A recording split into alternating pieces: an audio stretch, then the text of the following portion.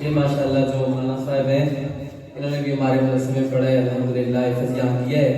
اس کے بعد ماشاءاللہ لاہور میں پڑھ رہے ہیں، ابھی ماشاءاللہ سامسا میں، تو اللہ تعالیٰ ان کو مزید علم و عمل میں برکت عطا فرمائے۔ چھوٹے سے ہمارے پاس ہے، چھوٹے سے تھے، اس وقت آپ ماشاءاللہ وہیں سے ہی پڑھے ہیں ماشاءاللہ۔ نحمده ونصلي على رسوله الكريم، أما بعد فأعوذ بالله من الشيطان الرجيم، بسم الله الرحمن الرحيم، إنا نحن نزل القرآن وإنا له لحافظون، صدق الله العظيم وصدق رسوله النبي الكريم، أما بعد دنیا کی کتابوں میں قرآن چمکتا ہے، دنیا کی کتابوں میں قرآن چمکتا ہے، قرآن میں اللہ کا فرمان چمکتا ہے، دنیا کی کتابوں میں قرآن چمکتا ہے، قرآن میں اللہ کا فرمان چمکتا ہے، اور جو بنا لے عادت تلاوت قرآن کی، اور جو بنا لے عادت تلاوت قرآن کی، اللہ کی نظروں میں وہ انسان چمکتا ہے۔ حضرات علماء اکرام، اساتذہ اکرام و مشائخ اعظام اور میرے ہم مکتب ہم سفر ساتھیوں، السلام علیکم ورحمۃ اللہ وبرکاتہ۔ سامعین محترم، اللہ تعالیٰ سے دعا ہے کہ اللہ تعالیٰ مجھے حق سچ کہنے کی توفیق عطا فرمائے اور آپ حضرات کو اس پر عمل کرنے کی توفیق عطا فرمائے۔ سب سے پہلے میں ان والدین کو مبارکباد پیش کرتا ہوں کہ الحمدللہ جن کے بچوں نے آج قرآن مجید کا حفظ کیا اور قرآن مجید کو اپنے سینوں میں بسا لیا۔ سامعین محترم، جب کوئی بچہ مدرسے میں آتا ہے، جب کوئی بچہ استاد سے لفظ الف پڑھتا ہے، جب کوئی بچہ الف سے قرآن مجید کو شروع کرتا ہے، تو دیکھنے میں تو یوں لگتا ہے کہ بچہ چلا جاتا ہے، قاری صاحب کے پاس جاتا ہے اور اللہ کا دین سمجھتا ہے اور قرآن کو حفظ کرنا شروع کر دیتا ہے۔ سامعین محترم، قرآن کو حفظ کرنا اتنا آسان نہیں ہوتا۔ جب بھی بچہ مدرسے میں پاؤں رکھتا ہے تو بچے کو بہت ساری قربانیاں دینی پڑتی ہے، بچے کو کھیل کودنا، بچے کو ایک چیز اپنی ایک چیز کو قربان کرنا پڑتا ہے۔ بچہ نہ کبھی شادی میں شریک ہو سکتا ہے، نہ کسی کے غم میں شریک ہو سکتا ہے۔ اگر بچہ لیٹ آتا ہے تو اس کو پھر بھی مار پڑتی ہے، سبق نہیں سناتا پھر بھی مار پڑتی ہے۔ بچہ طرح طرح کی سختیاں کھینچتا ہے، ہر وقت اچھا برا وقت نکال کر جب بچہ اپنے جب قرآن مجید کو اپنے سینے میں بسا لیتا ہے تو اس کے بعد اللہ تعالیٰ اس قرآن کی عظمت کا اس بچے کو سینہ دیتے ہیں، اور صرف بچے کو سینہ نہیں دیتے۔ سامعین محترم، جب کوئی بچہ انجینئر بن جائے یا ڈاکٹر بن جائے، میرے کہنے کا مطلب یہ نہیں کہ انجینئر غلط بنتا ہے یا ڈاکٹر بننا صحیح نہیں، لیکن قرآن ایک چیز سکھا دیتا ہے۔ جب کوئی بچہ حافظ قرآن بنتا ہے، عالم بنتا ہے، تو جب کوئی بندہ ڈاکٹر بنتا ہے یا کوئی بچہ انجینئر بنتا ہے تو انجینئر بچے کے سامنے ماں باپ بولتے ہیں کہ شور نہیں کرنا، بچہ آرام فرما رہا ہے، شور نہیں کرنا، اس کی توجہ خراب ہو جائے گی، وہ غصہ ہو جائے گا۔ لیکن جب ایک حافظ قرآن کرنے آتا ہے اور وہ کیا بولتا ہے کہ شور نہیں کرنا، والدین کی طبیعت خراب ہے، شور نہیں کرنا، والدین کی طبیعت ناساز ہے۔ قرآن کی تعلیم میں اور دنیا کی تعلیم میں صرف یہ فرق نہیں، سامعین محترم بہت فرق ہے، کیونکہ ٹون بہت مختصر ہے۔ سامعین محترم، اللہ تعالیٰ نے قرآن کو جیسے ہی نازل کیا، نازل کرنے کے ساتھ اللہ تعالیٰ نے یہ فرمایا کہ نازل کرنے والا بھی میں ہوں، اس کا محافظ بھی میں ہوں۔ اسی طرح ایک بہت مشہور واقعہ ہے کہ حجاج بن یوسف وقت کا بہت ظالم و گمراہ تھا، علماء نے تو یہی لکھا ہوا ہے کہ اس کے بارے میں کچھ نہیں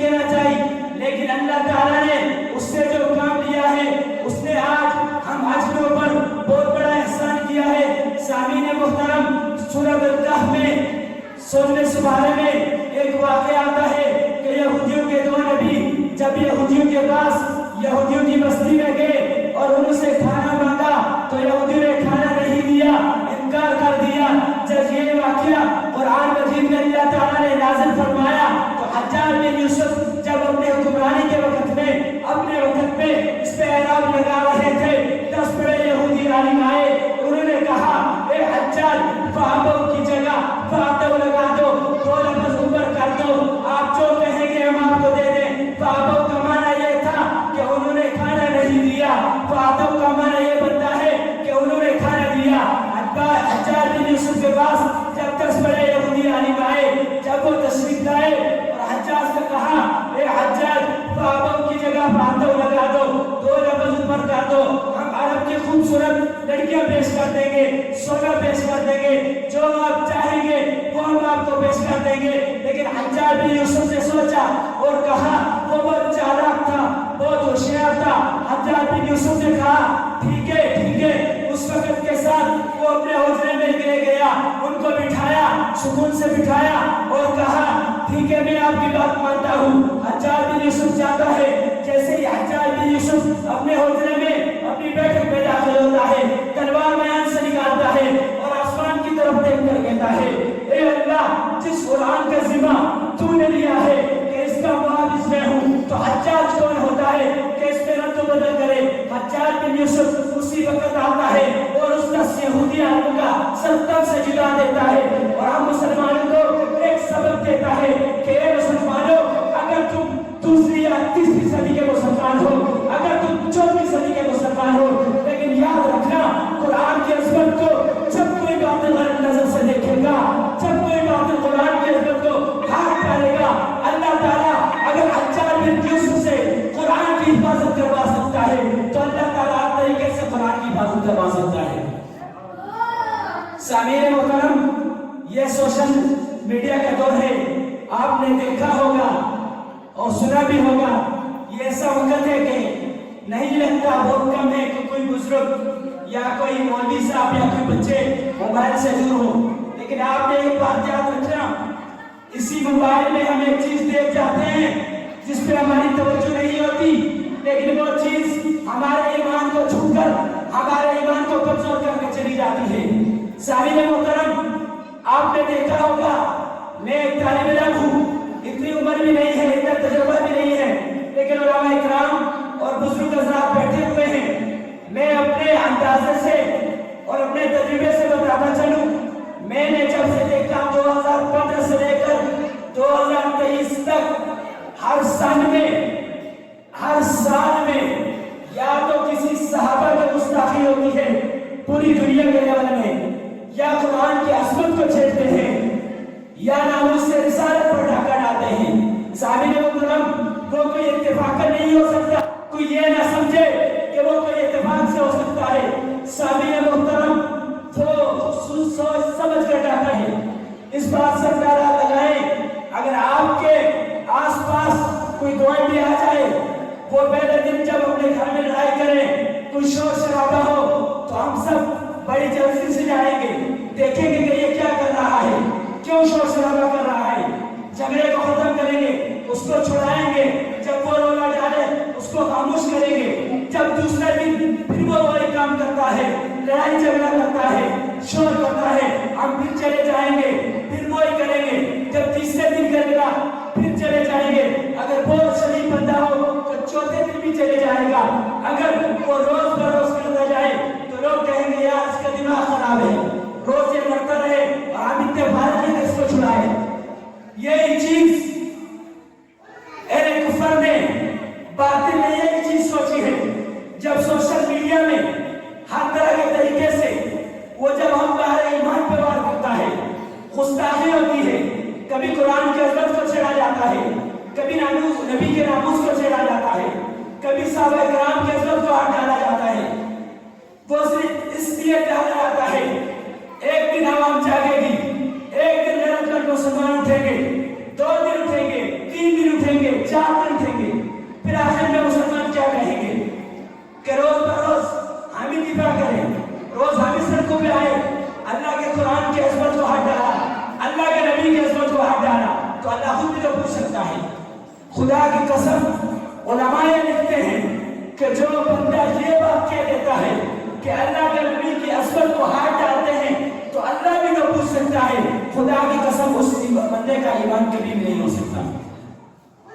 جو بندہ یہ سوچ لینا مولوی پاگل ہے، مولوی بات کرتے ہیں ممبر پر بیٹھ کے، مولوی جلوس نکالتے ہیں، یہ جلوس کیوں نکلی ہے؟ جلوس اس لیے نکلی ہے کہ فرانس میں کسی کتے نے نبی کی شان کو چھیڑا ہے، یا فرانس میں قرآن کی عظمت کو ہاتھ ڈالا ہے، تو لوگ کہتے ہیں مولوی پاگل ہے۔ قرآن کا اللہ تعالیٰ بھی تو پوچھ سکتا ہے، اللہ اپنے نبی کی عظمت کا بھی پوچھ سکتا ہے، بالکل پوچھ سکتا ہے سامعین محترم، لیکن توجہ کرنا، جب ہماری ماں بہنوں کو، جب ہمارے ماں باپ کی عظمت پر، جب ہماری ماں بہنوں کے دوپٹے کو کوئی ہاتھ ڈالتا ہے، خدا کی قسم تم میں سے ایسا کوئی مسلمان نہیں جب تک وہ کٹ پر نہ جائے، جب تک اس کا سر تن سے جدا نہ ہو جائے، وہ کبھی بھی اس بات کو برداشت نہیں کرے گا کہ میری بہن کی عزت کو کوئی ہاتھ لگائے، میرے باپ کو کوئی گالی نکالے، میرے دادے کو کوئی گالی نکالے، اس کو تو ہم مسلمان برداشت نہیں کر سکتے۔ لیکن اے مسلمانوں، جب میرے نبی کی عظمت کو چھیڑا جاتا ہے، جب قرآن کو چھیڑا جاتا ہے تو تم چپ ہو جاتے ہو۔ اس کی کیا وجہ ہے سامعین محترم؟ اس کی ایک ہی وجہ ہے، ہمارے اندر جو ایمان کی چپ تھی، جو غیرت کی چپ تھی، سوشل میڈیا کے ذریعے، موبائل کے ذریعے وہ ہم سے کمزور کی جا رہی ہے۔ سامعین محترم، پاکستان میں روز جلسے ہوتے ہیں، روز پروگرام ہوتے ہیں، روز دستار بندیاں ہوتی ہیں، لیکن سننا اور آنا جلسے میں بیٹھنا مقصود نہیں ہوتا، اس پر عمل کرنا مقصد ہوتا ہے۔ سامعین محترم، وقت بہت تھوڑا ہے، آذان کا وقت ہے، تو اللہ تعالیٰ سے دعا ہے کہ جو کچھ کہا سنا اللہ تعالیٰ اس پر عمل کرنے کی توفیق عطا فرمائے۔